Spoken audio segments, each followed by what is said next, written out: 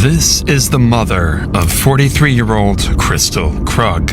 In a few seconds, she's going to find Crystal's lifeless body inside this very garage. Hello? I need to stay out, please.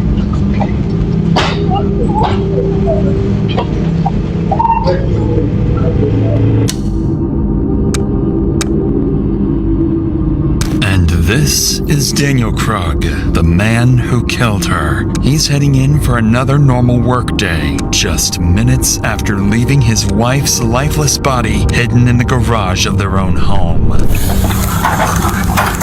Oh shit. Holy fuck. For the last 4 months, this man has been engineering the most calculated homicide plot Colorado has ever seen, creating fake identities, manipulating Crystal's children, and setting up the perfect scapegoat to take the blame. He believes his plan is bulletproof, that police will spend weeks chasing a ghost and eventually arrest someone else for the murder he committed. And despite nearly perfect detective work, his plan works exactly the way he intended. My husband said there was a dude who's been stalking her and threatened to kidnap her. Oh my god, this can't be true. I was the person who attacked. Crystal, Officer Henry. Yeah, nice to meet you. Very good to meet you. I talked to Detective Mike, kind of have an idea what's going on. Yes. This is Crystal Krug, months before her murder. She lives here with her husband, Daniel Krug, and their 3 children. Both Crystal and her husband are well educated and seem to have built a comfortable life together with their kids. But behind closed doors, something dark is happening that will destroy this beautiful family. All because Crystal's been dealing with a stalker obsessed with her, sending her constant threats and claiming to watch her every move. This officer is here to check her car for GPS trackers or anything that could explain how this stalker keeps finding her. In reality, the stalker is much closer than anyone could have imagined. You can see like it's a little bit dirty, so I'm gonna see red marks, but like my street looks like this all the time. There's no one out there. Like I know the normal cars. Yeah. So I don't know where he's following me from. Okay. I can only assume a tracker.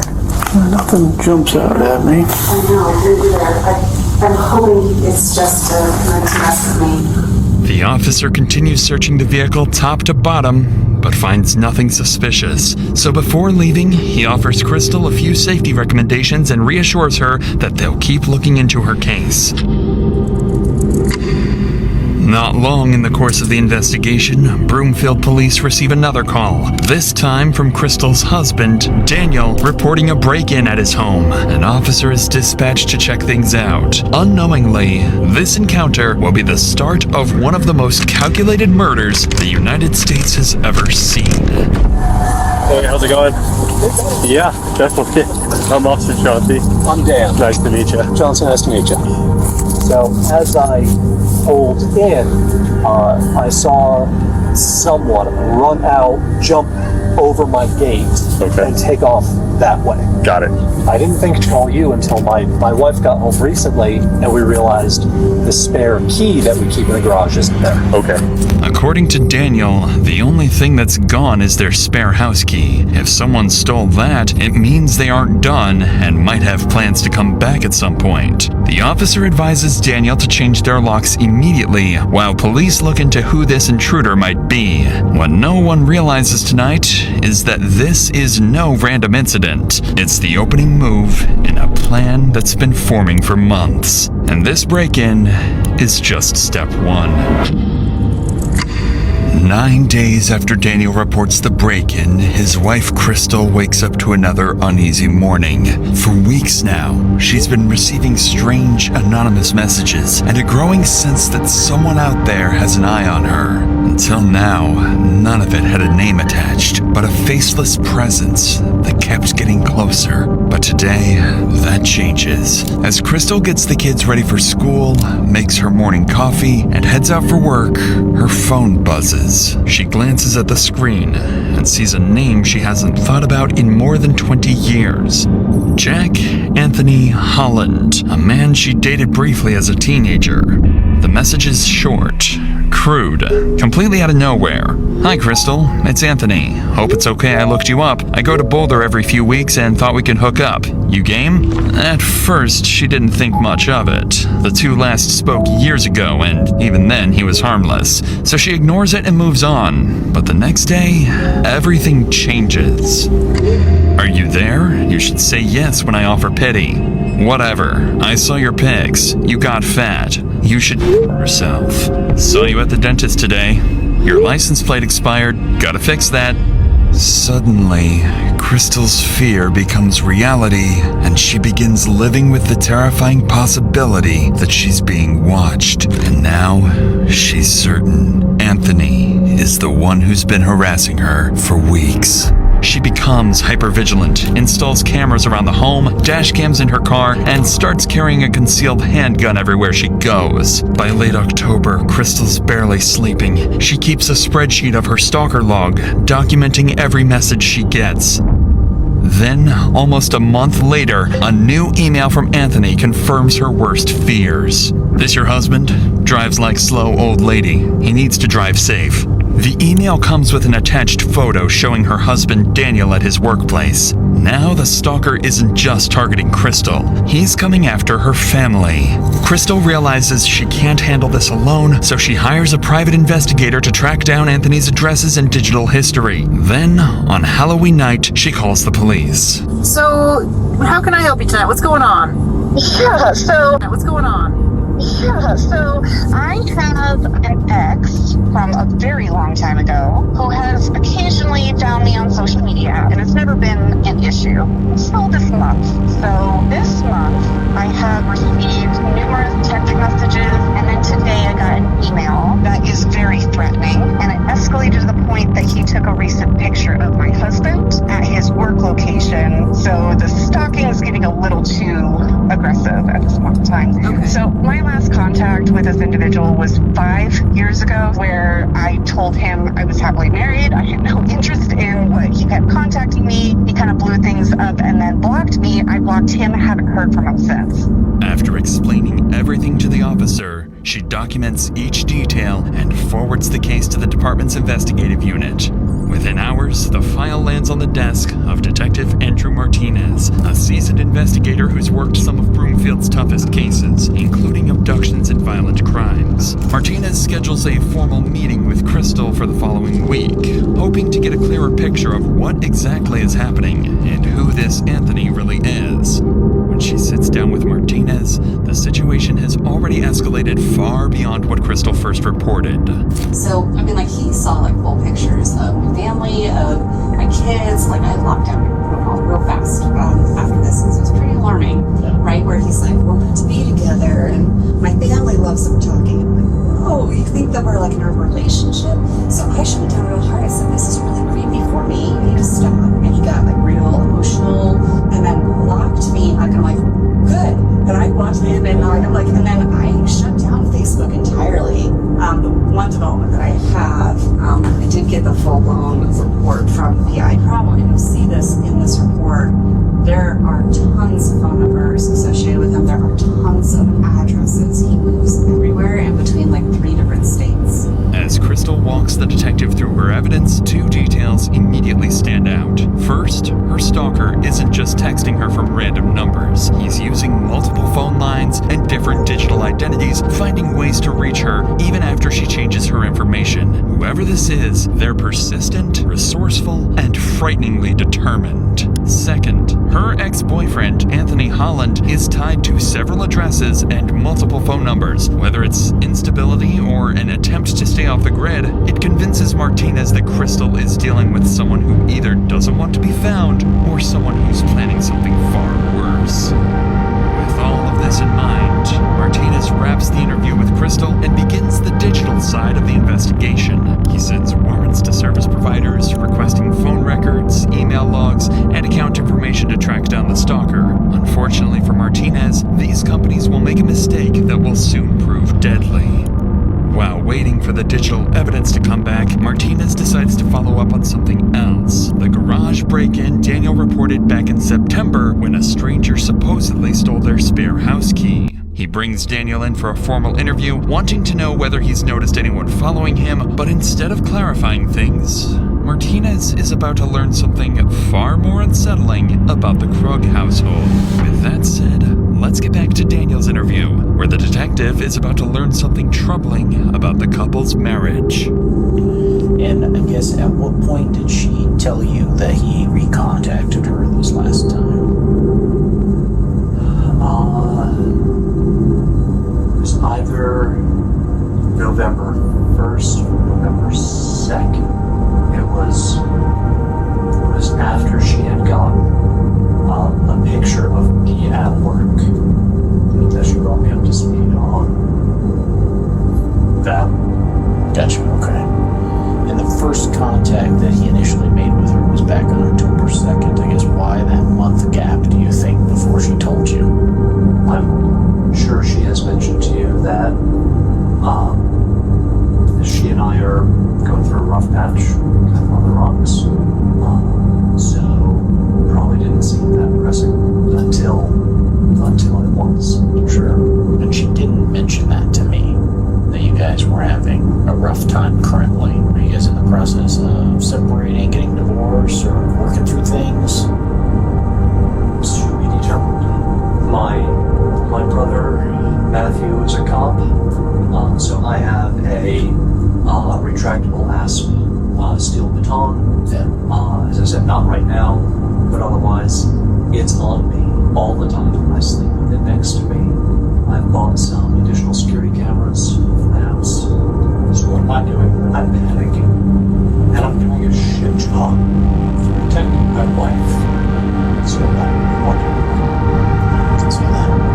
So, with that being, I know that Christine, we put her car on a lift on Tuesday afternoon to see if there's any sort of GPS tracking or anything like that.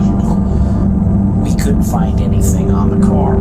If Anthony is watching you guys, it's going to be in person from a distance or nearby or however. So, that poses an interesting issue in of itself. From Daniel's reactions, it's clear the stalking is taking a toll on him, too. His wife is terrified, his family feels haunted, and he's struggling to understand how any of this is happening. Detective Martinez wraps up the interview, but something Daniel said lingers in the back of his mind. He revealed that he didn't know about the stalking for almost a month, not until Crystal finally showed him the email with the photo taken outside his workplace. So Martinez decides to look deeper into the family dynamic, and what he finds is concerning. He learns that the couple have been going through a rough patch recently. Nothing hostile or dangerous, but they were trying to work things out, doing what they believed was best for their kids and holding their family together the best they could.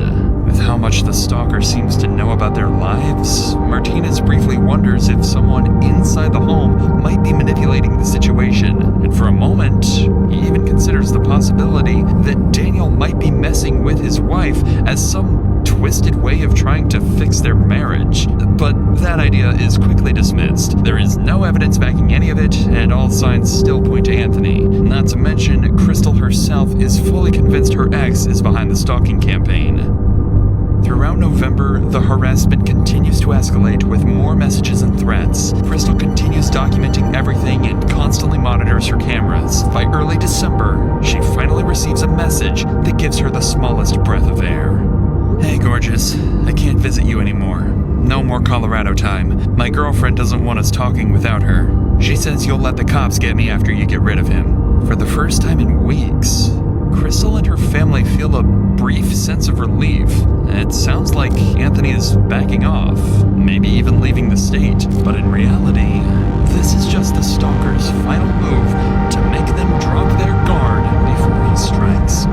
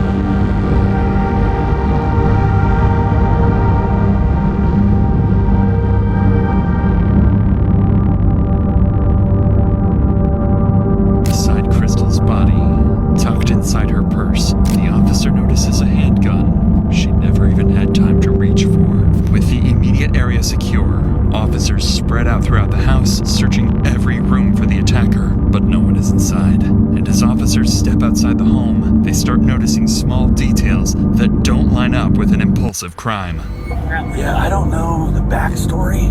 Husband said there was a dude who's been stalking her and threatened to kidnap her. And Martinez was involved, and Martinez just said, hey, this is a big old... I don't know, dude. I don't know the history on that part. Martinez does, though, and he said he's coming in. So, other than that, we're just kind of scared of the scene and waiting for detectives, you know? See what they need. I kicked that, yeah. That's interesting. Yeah. That is very interesting. Almost like dude might have stuck around from this way and... I wonder if maybe the door was locked, that's how he got in. You know what, dude? You know what? I don't know. I kicked it and it went pretty easy, so I'm gonna say no deadbolt. It wasn't deadbolted, it was just handle was locked. I saw her come around and moved it.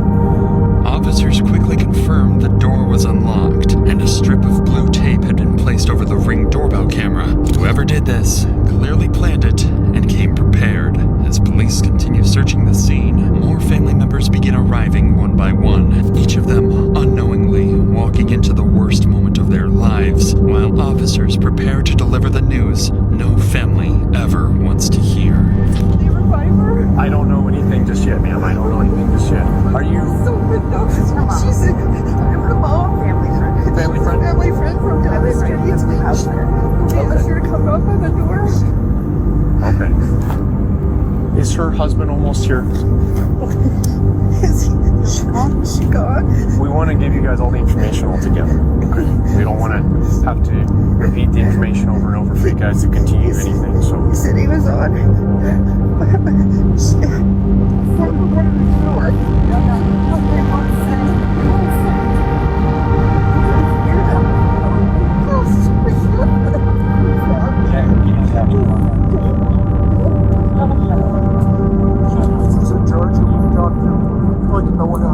Absolutely, and as soon as someone frees up who can tell you, I'll send them your way, okay?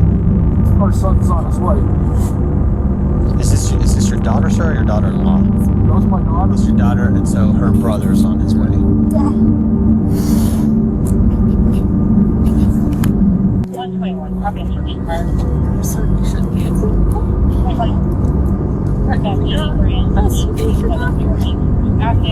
With Crystal's father and brother now at the scene, the weight of what's happened settles over the family, and it grows heavier by the minute. The only person missing is Crystal's husband, Daniel, the man who feared he wouldn't be able to protect her for weeks. Now he's on his way to find out those fears have come true. As they wait for him, detectives arrive at the scene and begin coordinating their next steps to hunt down whoever did this. Little do they know, the killer they're looking for is still in the area, much closer than they think. So I pulled my car around to the garage just to see if her car was in the garage. And I immediately saw her at the base of the stairs. Blood smear on the wall. And I came around and went to the front door. It turns out it wasn't locked. There's also a piece of masking tape over the Ring camera. Almost like somebody approached from the side and taped it. Okay. And then maybe she opened the door for somebody. First thing I noticed was an obvious head wound. They noticed after tearing the shirt and everything off, stab right there. So that's what we got. Husband should be here any minute. Okay, so I need another detective up here to start working with canvassing. I need you to stay here, Yep. and Martinez is coming here, so he'll be good with that. I want you and Martinez to work on this. I'm gonna give. Martinez is working on the stocking before. Yeah, that guy's working. Well, we got to be careful. We have to be careful. We don't know. Anybody that's here is still suspect, so we need to be sure that we stay focused on that. As investigators discuss plans to interview Crystal's family and her husband Daniel, he arrives on scene, cutting the conversation short. And right away, he makes it clear to everyone that he's nothing more than a devastated victim overwhelmed by what's happened to his wife. Okay, I need you to stay back, sir. I understand. I need you to stay back here. Family's over here. Family's over here.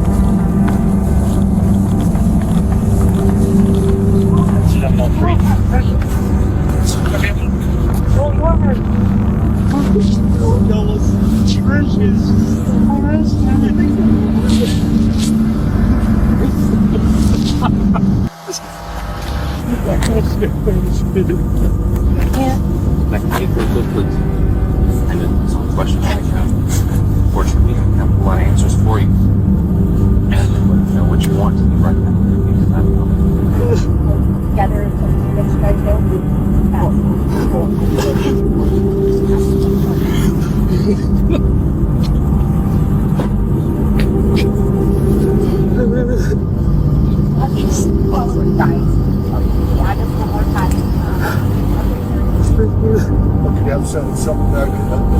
leave me over there. At this time, officers have no reason to suspect Daniel of anything, so they treat him with care as he goes through this traumatic moment. But beneath that devastation lies a cold, heartless man, because Daniel knows exactly what happened inside that garage, and